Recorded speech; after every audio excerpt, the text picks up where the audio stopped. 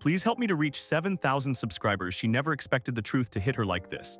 It started on an ordinary evening in their small suburban home in Colorado, the kind of quiet night where nothing feels out of place, until everything suddenly is. She noticed his hands trembling, his eyes avoiding hers, the weight of something he'd been carrying finally too heavy to hide. When he said her name, his voice cracked in a way she had never heard before. That's when her heart started racing, because people don't sound like that unless they're about to break something that can't be fixed. He sat down across from her, breathing hard as if preparing himself for impact. She kept searching his face for reassurance, for any sign that this was just stress, just exhaustion, just another long week catching up to him. But the silence felt sharp, like glass about to shatter. And then he said it, words that didn't make sense at first, words she wished she could unhear, words that made her feel the room spin. He confessed that things weren't what they seemed, that he had been hiding something for months, that the distance she kept feeling wasn't her imagination after all. Her chest tightened, her fingers went numb. She tried to speak, but nothing came out. She wanted to be angry, scream, cry, run, anything. But she just sat there frozen, as his confession broke open every fear she'd been trying to bury. The person she trusted most in the world had been living a second life right next to her, and she never even saw it coming. Every memory suddenly felt tainted. Every smile felt borrowed. Every late night, every excuse, every moment of doubt she brushed aside, all of it now made horrifying sense. And while he kept talking, trying to explain, she felt herself drifting. It hurt too much to stay present. She looked at him, really looked at him, and realized she didn't recognize the man sitting in front of her anymore. The betrayal wasn't just in what he said, it was in everything he didn't say for so long. If you're watching this, tell me honestly, what would you do in her place? Would you walk away right here or stay long enough to hear the rest of what he's been hiding? Drop your thoughts in the comments, because this confession is only the beginning. From the outside, their life looked picture perfect. Friends admired how effortlessly they fit together, how their home in a quiet Virginia neighborhood always seemed warm, peaceful, full of laughter. People would say they were that couple, the one everyone points to when asked what a stable marriage looks like. But perfection has a way of hiding cracks, and theirs had been spreading long before anyone noticed. It started with tiny things, the kind you brush off because you don't want to believe something deeper is wrong. He stopped lingering in the kitchen in the mornings. She stopped waiting up for him at night. Their conversations grew shorter, lighter, almost scripted, like two actors playing roles they no longer believed in. But they told themselves it was normal, just life getting busy, just stress, just fatigue, anything except the truth. Because admitting the truth meant admitting the foundation of everything they'd built was weakening. She began to feel it first. The way he'd pull his phone closer when a message came in. The way he'd laugh at something she wasn't part of. The way he used to reach for her without thinking, but now hesitated, as if touch had become something unfamiliar. She blamed herself for a while. Maybe she wasn't fun enough, supportive enough, attentive enough. Maybe he needed space. Maybe she needed to be better. It's painful how quickly love can twist into self-doubt. But he felt the distance too, only he buried it, convincing himself that as long as no one else could see the cracks, the marriage was still okay. Image over honesty, routine over vulnerability, smiles over truth. And slowly, what once felt real began to feel rehearsed. What made it worse were the moments when she'd catch them slipping back into who they used to be, laughing over dinner, teasing each other about something silly, sharing quiet comfort. Those moments gave her hope.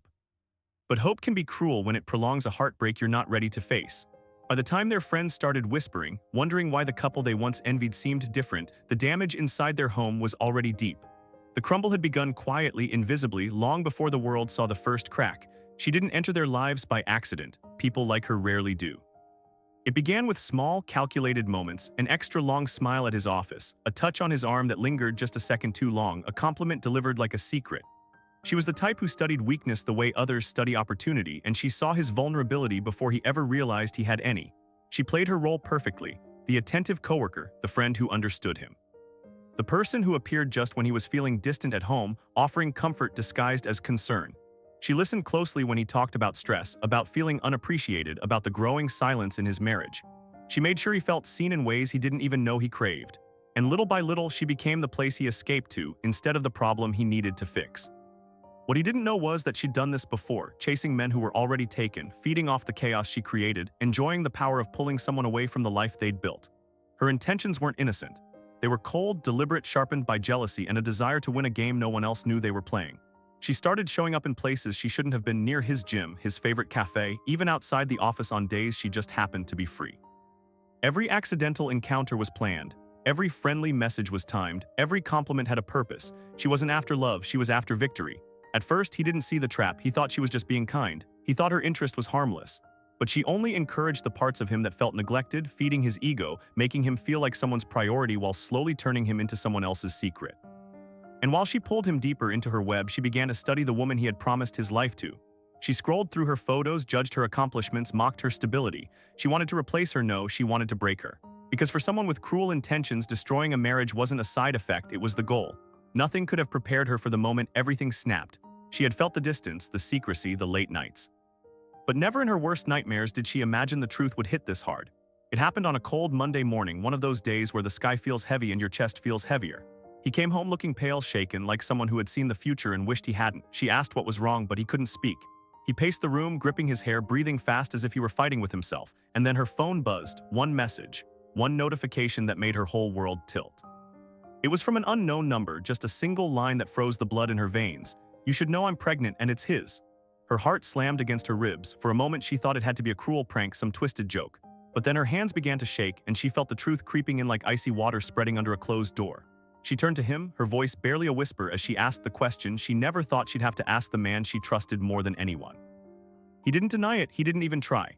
His silence was the confession. She felt something inside her break in a way that couldn't be repaired, not with time, not with apologies, not with promises. Betrayal is one thing, but betrayal with another life involved, a future that wasn't hers, a child created out of lies, that was a different kind of pain. A pain that sinks into your bones and refuses to leave. She dropped to a chair because her legs couldn't hold her anymore. She stared at him, searching for the man she married, but all she saw was a stranger standing in the ruins of everything they had built. He tried to speak, tried to explain, but every word felt like another blade twisting deeper. How do you explain something that destroys a marriage in one breath? How do you justify a betrayal that changes the course of two lives forever? And somewhere far away from their collapsing home, the woman with cruel intentions was smiling. Knowing the bomb she dropped would leave scars they'd never forget, the house felt too small for the kind of pain she was carrying.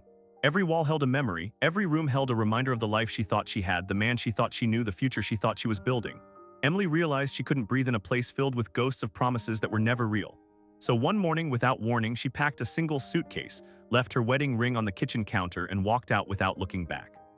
She didn't tell friends, she didn't answer calls, she didn't leave a note that explained her reasons. Sometimes silence says enough. She drove for hours, watching the miles erase the pieces of her old life. She ended up in a small coastal town in North Carolina, the kind of place where no one knew her story and no one looked at her with pity. Here, she wasn't the betrayed wife. She wasn't the woman shattered by someone else's choices. She was just Emily, quiet, reserved, rebuilding one breath at a time. At first, the loneliness felt crushing. Grief hits hardest when everything becomes still. She'd sit on the beach at sunrise, wrapped in a blanket, letting the ocean drown out the echoes of her past. Some mornings she cried until she couldn't anymore. Other mornings she simply stared at the water, trying to imagine a version of herself that wasn't defined by heartbreak. But slowly, painfully, beautifully, she began to change. She found a job at a small coffee shop owned by a kind, older woman who didn't ask questions. She joined a local art class even though she hadn't picked up a paintbrush since college. She started jogging along the shoreline, letting the sea air replace the heaviness in her chest. And for the first time in months, she felt a spark of something she thought she had lost forever: hope. Her transformation wasn't dramatic, it wasn't loud, it wasn't a sudden burst of confidence.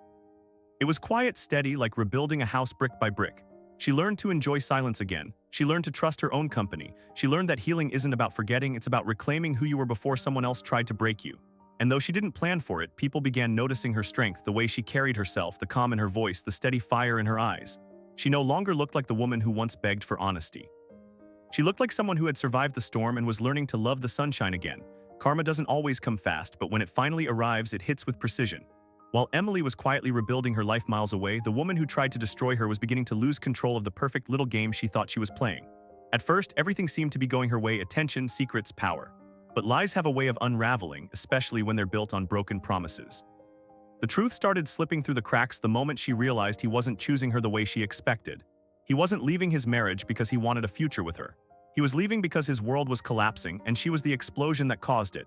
She thought carrying his child would bind him to her, force him to love her, give her the victory she had been chasing from the beginning.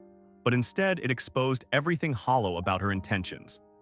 People at his workplace began noticing her manipulations. Whispers spread. Her carefully crafted reputation started to crumble. The charm she used to lure him in didn't work on others once the truth surfaced. Even he began seeing a side of her he had ignored for too long: the possessiveness, the jealousy, the obsession with tearing down a marriage rather than building a life. And the more he pulled away, the more desperate she became. Then came the final blow. The truth about her pregnancy wasn't what she claimed. There were inconsistencies she couldn't explain, messages she forgot to delete, timelines that didn't add up. And when the truth finally came out, that she had used someone else's child as a weapon, that she had manipulated every step to trap him, the fallout was immediate and brutal. He cut ties with her completely. His family discovered everything. Her coworkers turned distant. Her name became associated with deception, not victory.